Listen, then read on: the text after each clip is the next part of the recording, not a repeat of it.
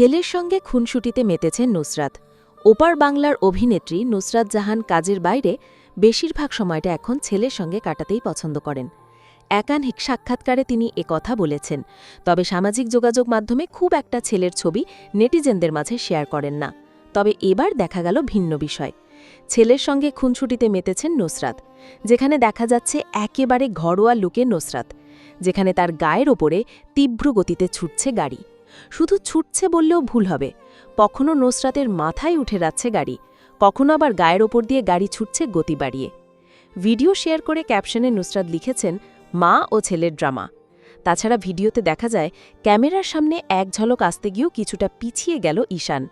তাকে দেখার জন্য এদিকে মুখিয়ে দর্শক। সকলেই বলছেন, বাবার মতো এত সুন্দর গাড়ি চালায় ঈশান, এক ঝলক মুখ দেখালে হতো। চারিদিকে যখন তাদের বিয়ে ভাঙা নিয়ে নানা গুঞ্জন, তখন এমন সুন্দর মুহূর্ত নজর কেড়েছে দর্শক।